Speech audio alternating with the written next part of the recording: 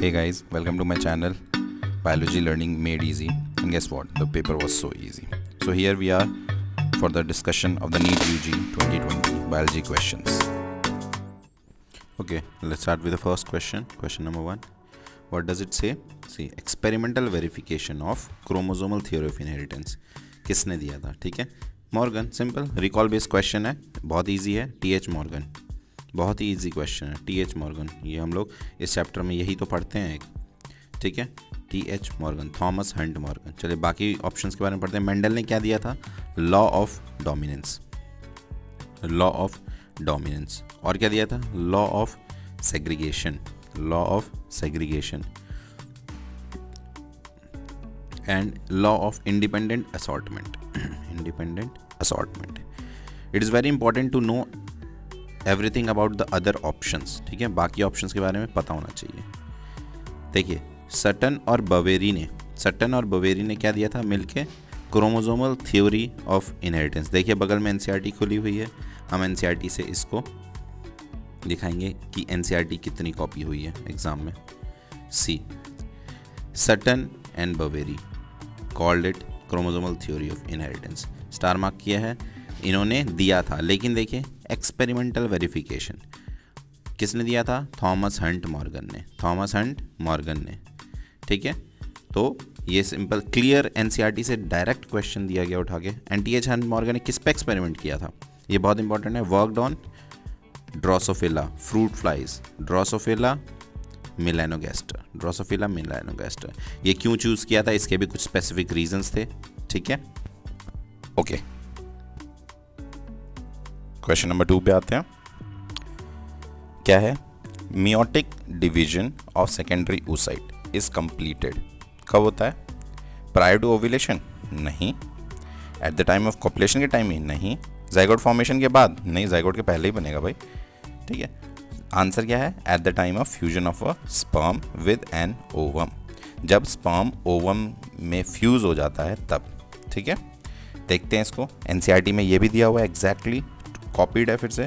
Fertilisation देखिए एक process है जिसमें क्या होता है? फ्यूजन होता है ओवम का. किसके साथ? स्पर्म के साथ. ठीक है, फर्टिलाइजेशन में क्या होता है? देखिए, ज़ोना पेलोसिटा की लेयर की कांटेक्ट में आता है स्पर्म. उसके बाद कुछ मेम्ब्रेन चेंजेस होते हैं जिससे कि और स्पर्म्स की एंट्री बंद हो जाती है, जिससे पॉलीस्पर्मी को हम प्रिवेंट करते हैं. ठीक है, देखिए, secretions of acrosome help the sperm enter into the cytoplasm of the ovum. ठीक है, देखिए दोबारा देखिए, ध्यान से देखिए. Secretion of acrosome help the sperm enter into the cytoplasm of the ovum through zona pellucida and the plasma membrane. यही entry induce करती है. This induces the completion of meiotic division. यही लिखा है. तो फ्यूजन जब स्पर्म का होता है ज़ोना पेलोसिटा और उस लेयर से, तो वो फ्यूजन इंड्यूस करता है. देखिए, डायरेक्ट एनसीईआरटी से आया है. और इसका प्रोडक्ट क्या होगा? सेकंड, जब मियोसिस कंप्लीट हो जाएगा तो हैप्लॉइड ओवम बनेगा एक सेकेंडरी oocyte से, और एक छोटा सा सेकेंड पोलर बॉडी.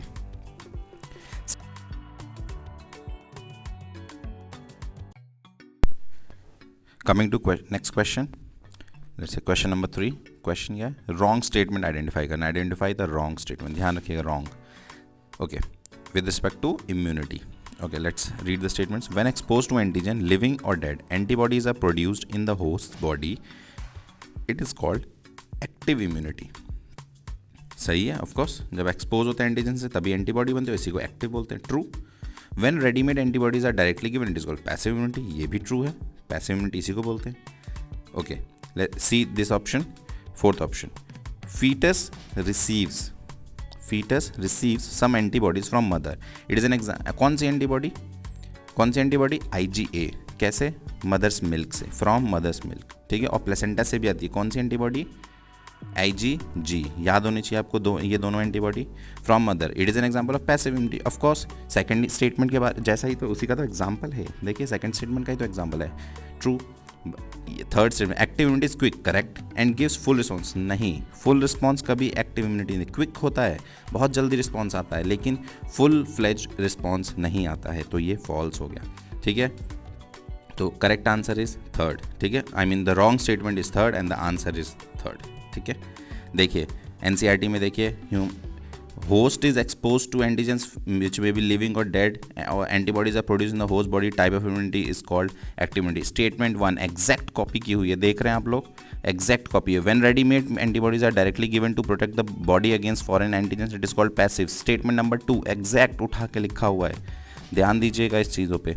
देखिए कोलोस्ट्रम मदर्स मिल्क जो होता है येलो कलर का, इसमें क्या होता है, एंटीबॉडी IgA होती है जो इन्फेंट को मिलती है, और फीटस को also receives antibodies from mother. ये सब किसका एग्जाम्पल है, पैसिव इम्यूनिटी का। एग्जैक्ट फोर्थ स्टेटमेंट कॉपी की हुई है, थर्ड स्टेटमेंट जो है वो गलत है, याद रखिएगा। फुल रिस्पॉन्स कभी नहीं आता।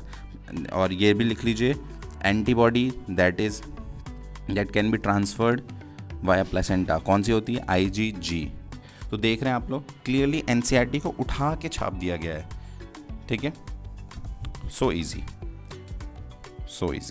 ठीक है, IgG, ठीक है। दिस इज द आंसर, ठीक है। It is never full response, it is very quick, correct है but partially wrong. Okay, coming to the next question, question number 4, match the following diseases with the causative organisms. Causative organisms और disease को उसके causative agent से match करना है। चलिए match करते हैं। सबसे पहला टाइफॉइड। टाइफॉइड किससे होता है, Salmonella typhi. Here it is Salmonella typhi, पूरा नाम लिखते हैं। ओके वेट, अच्छे कलर से लिखते हैं ज़रा, typhi, Salmonella typhi. Next pneumonia किससे होता है, हीमोफिलस इन्फ्लुएंजे या फिर स्ट्रेप्टोकोकस निमोनिया। हीमोफिलस इन्फ्लुएंजे या फिर स्ट्रेप्टोकोकस निमोनिया से। चलिए फाइलेरियासिस किससे होता है, वुचेरेरिया बैंक्रॉफ्टी या वुचेरेरिया मलाई, बैंक्रॉफ्टी या वुचेरेरिया मलाई, ठीक।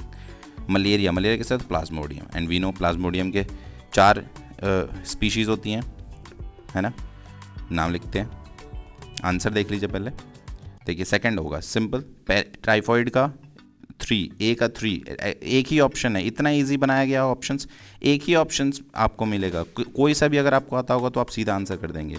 कौन सा आंसर होगा, सेकंड, A का 3, B का 4, C का 1 एंड D का 2, ठीक। कमिंग बैक टू NCERT, देखिए human health and diseases chapter से क्वेश्चन है ये, कॉमन डिजीज इन ह्यूमंस। देखिए सबसे पहला Salmonella typhi, pathogenic bacterium causes typhoid, सीधा उठा के आपको क्वेश्चन में दे दिया है। देखिए ऑर्डर भी चेंज नहीं किया। नेक्स्ट निमोनिया किससे होता है, स्ट्रेप्टोकोकस निमोनिया या फिर हीमोफिलस इन्फ्लुएंजे। हीमोफिलस आपके क्वेश्चन में दिया है ऑप्शन, हीमोफिलस इन्फ्लुएंजे, सो इजी। अब नेक्स्ट मलेरिया देखते हैं, मलेरिया भी दिया हुआ है यहाँ पे, प्रोटोजोआ से होता है। किस प्रोटोजोआ से, प्लाज्मोडियम, प्लाज्मोडियम इसकी स्पीशीज़ होती हैं। कौन कौन सी स्पीशीज़ होती हैं, Plasmodium vivax, Plasmodium falciparum, Plasmodium oval, Plasmodium malaria. इसकी 5th स्पीशी भी डिस्कवर हो चुकी है, याद रखिएगा, ये बुक में नहीं दिया है यहाँ पे। 5th स्पीशी का नाम लिखिए, प्लाज्मोडियम नोलेसी, प्लाज्मोडियम नोलेसी, ठीक है, याद रखिएगा, इसको आ सकता है, स्टार मार्क कर लीजिएगा इसको, vivax malaria falciparum. Okay next बचा हमारा क्या, फाइलेरियासिस। देखिए सब कुछ NCERT में दिया है लाइन बाय लाइन। फाइलेरियासिस इसी को एलिफेंटियासिस कहते हैं, पिक्चर आपको दिख रही है एलिफेंटियासिस कैसा होता है।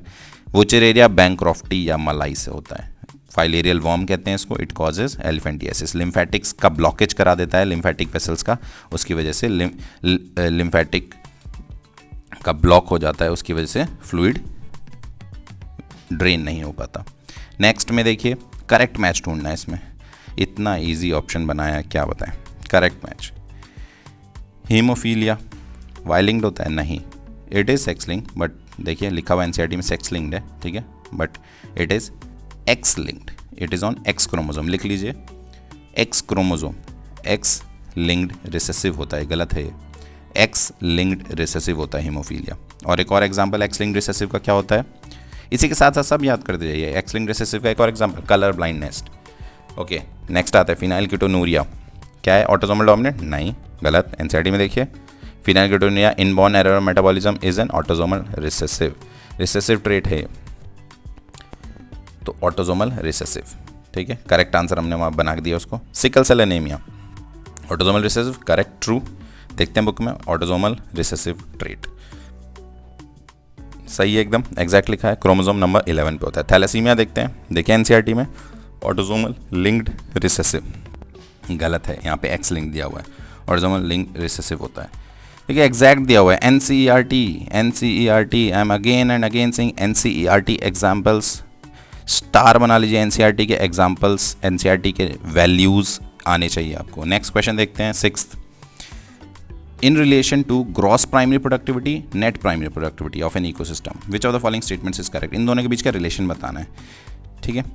देख लेते हैं पहले आंसर इसका। Gross primary productivity is always less than net primary productivity, नहीं, गलत है, पहला statement is wrong, it is wrong.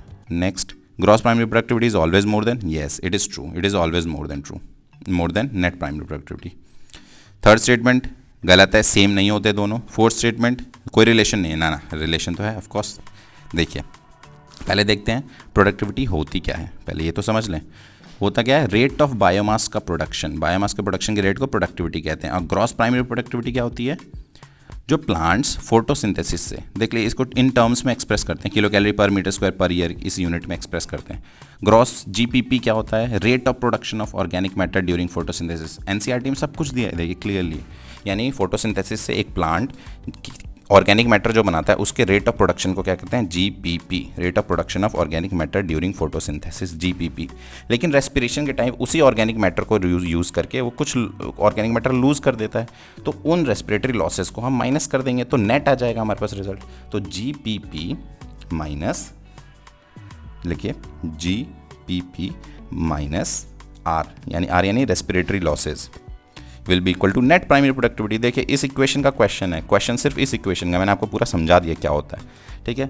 देखिए पहला स्टेटमेंट गलत है, जीपीपी माइनस आर है, एनपीपी कम है जीपीपी से, GPP is equal to NPP plus R, तो सेकंड स्टेटमेंट सही है।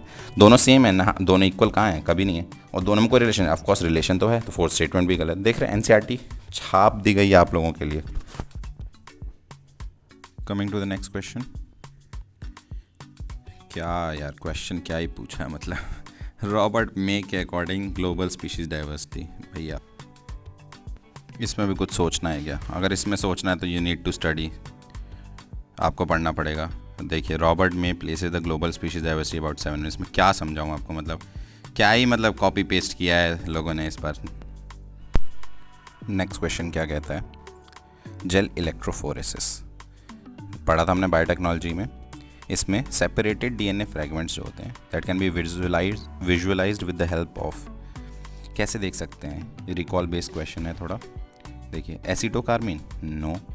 ब्राइट ब्लू लाइट, गलत, दो पूरा ही गलत। Ethidium bromide correct, UV radiation correct, पूरा करेक्ट। एसिटोकार्मिन गलत, UV radiation correct, partially correct है ये।